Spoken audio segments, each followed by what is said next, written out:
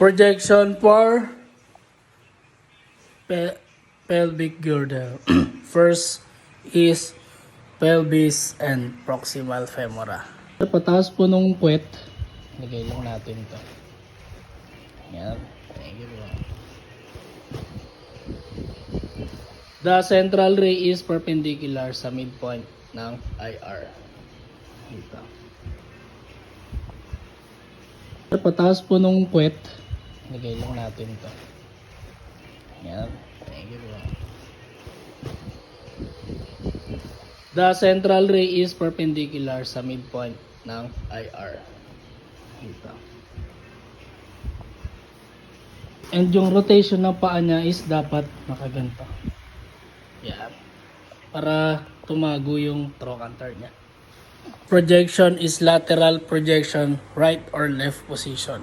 Dito po, perpendicular dyan sa 2 inches above the palpable prominence.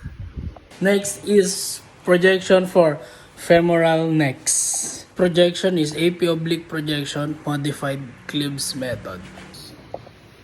Servo ka po kayo. And then, ang kanyang central ray is perpendicular sa 1 inch above the pubic symphysis. Projection is original Cleaves method. Parang kanina lang pero meron siyang angulation na 25 to 45 degrees. Next projection is AP projection. Perpendicular po siya dito sa kanyang femoral neck.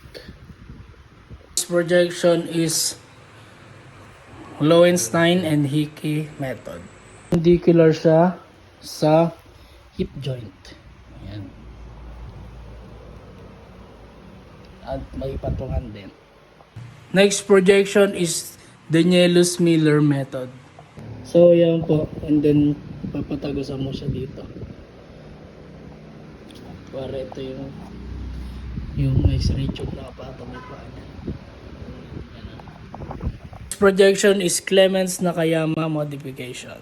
So ito po ay ginagawa dun sa hindi makagawa ng niya to. Danielus-Miller. So dito po yan. Mahirap daw po yan eh. Yan, ganyan po.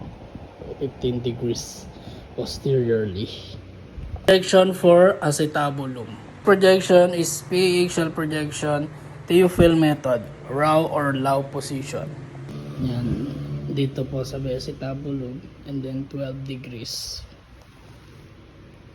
Next projection is Judet method. 45 degrees yung body niya and then perpendicular po sa y-axis. Dito. Projection for anterior pelvic bones. So yan, directed 20 to 35 degrees sepalad since siya ay male entering sa pubic symphysis. So yan, 20 to 45.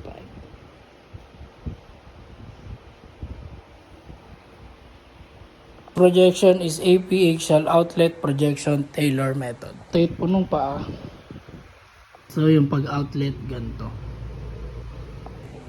Next projection is supero-inferior axial inlet projection Bridgman method.